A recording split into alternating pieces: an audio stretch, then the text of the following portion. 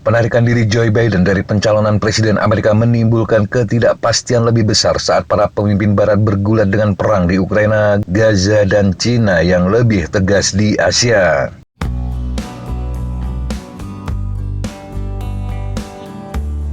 Selama 5 dekade berkarir di dunia politik, Biden mengembangkan hubungan pribadi yang luas dengan banyak pemimpin asing, sesuatu yang tidak dapat ditandingi oleh calon penggantinya dari Partai Demokrat.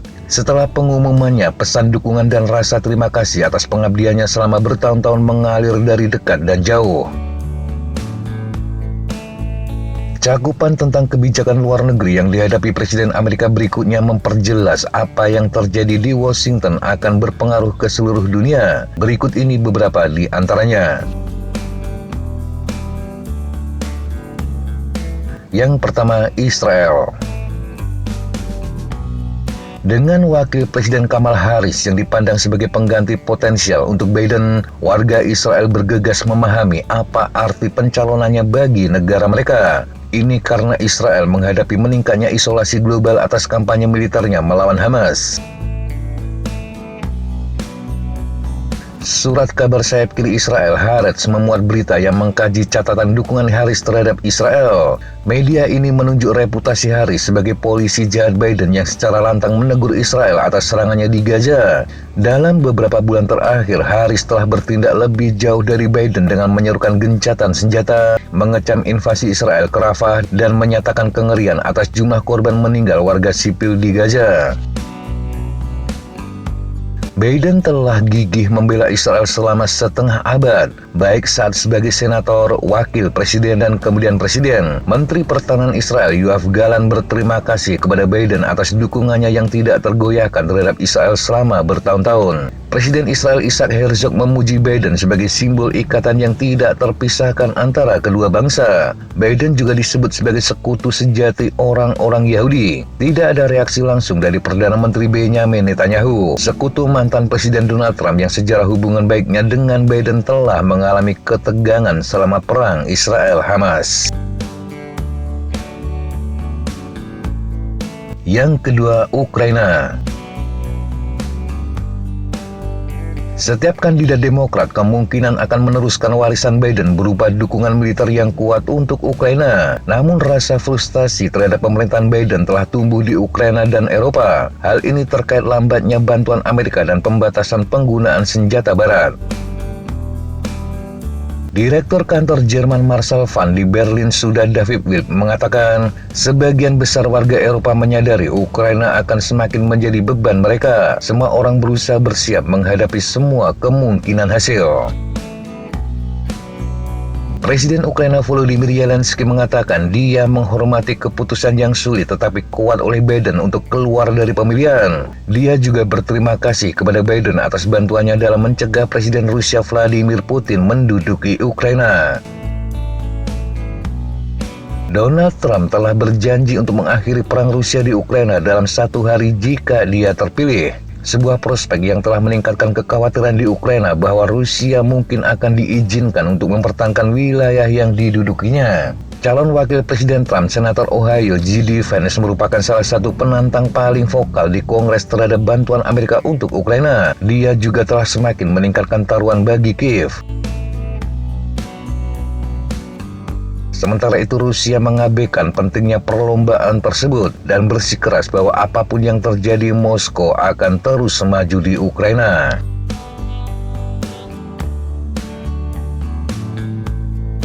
Yang ketiga, Cina. Dalam beberapa bulan terakhir, Biden dan Trump telah mencoba menunjukkan siapa yang paling mampu menghadapi kekuatan militer dan agresivitas Beijing yang terus meningkat, serta melindungi bisnis dan pekerja Amerika dari impor murah Cina. Biden telah menaikkan tarif untuk kendaraan listrik dari Cina, dan Trump berjanji menerapkan tarif sebesar 60% untuk semua produk negara tersebut. Doktrin Trump yang mengutamakan Amerika telah memperburuk ketegangan dengan Beijing. Namun perselisihan terkait perang, perdagangan, teknologi, dan keamanan terus berlanjut hingga masa jabatan Biden.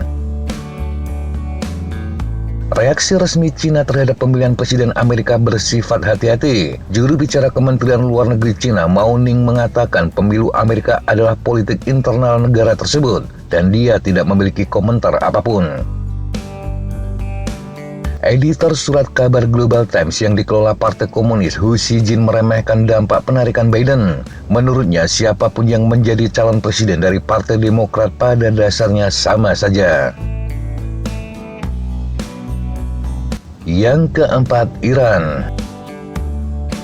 Dengan proksi Iran di Timur Tengah yang semakin terlibat dalam perang Israel-Hamas, Amerika menghadapi kawasan yang sedang kacau. Kelompok Houthi Yaman menyerang Tel Aviv untuk pertama kalinya minggu lalu. Langkah yang memicu serangan balasan Israel di Yaman. Ketegangan yang membara antara kelompok Hizbullah Lebanon dan militer Israel juga telah menimbulkan kekhawatiran akan terjadinya pertikaian regional besar-besaran. Hamas yang juga menerima dukungan dari Iran terus memerangi Israel. Bahkan setelah 9 bulan dalam perang yang telah mengakibatkan sekitar 38.000 warga Palestina meninggal dan membuat lebih dari 80% penduduk Gaza mengungsi. Amerika dan sekutunya menuduh Iran memperluas program nuklirnya dan memperkaya uranium hingga 60%, sesuatu yang belum pernah terjadi sebelumnya dalam hal mendekati tingkat senjata. Presiden Trump pada tahun 2018 menarik diri dari kesepakatan nuklir penting Teheran dengan negara-negara besar dunia. Biden mengatakan dia ingin membalikkan sikap agresif pendahulunya. Namun pemerintahan Biden telah mempertahankan sanksi ekonomi yang berat dan mengawasi berbagai upaya yang gagal untuk merundingkan kembali perjanjian tersebut.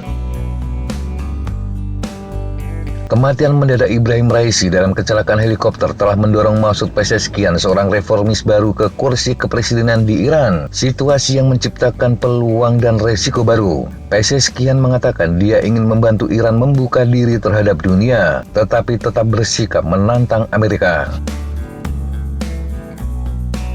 Juru bicara Kementerian Luar Negeri Iran menyebut penarikan diri Biden tidak akan berdampak apapun. Menurutnya, datang dan perginya pemerintahan dan orang-orang di puncak pemerintahan Amerika tidak penting. Yang dapat mengubah suasana hubungan adalah perubahan mendasar dalam kebijakan permusuhan Amerika terhadap Republik Islam Iran.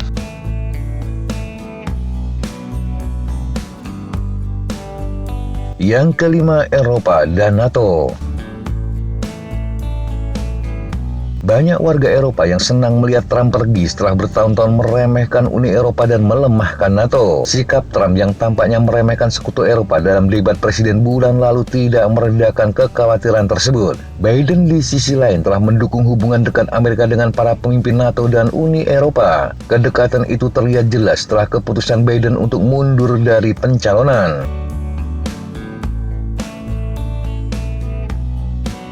Perdana Menteri Polandia Donald Tusk menyebut pilihannya mungkin yang tersulit dalam hidup Biden. Sementara Perdana Menteri Inggris yang baru dilantik, Keir Starmer, mengatakan menghormati keputusan Biden yang didasarkan pada apa yang dia yakini sebagai kepentingan terbaik rakyat Amerika.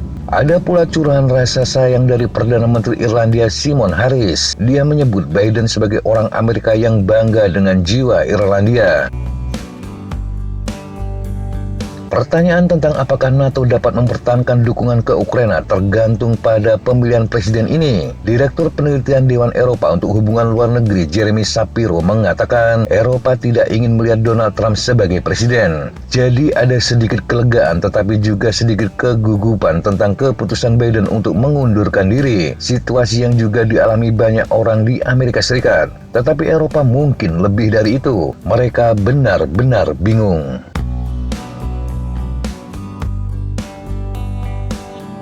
Demikian sahabat Jejak informasi yang bisa kita sampaikan untuk kesempatan kali ini. Sampai jumpa di kesempatan yang berbeda. Tetap semangat dan jaga kesehatan. Salam Fly Like an Eagle, Fight Like a Falcon.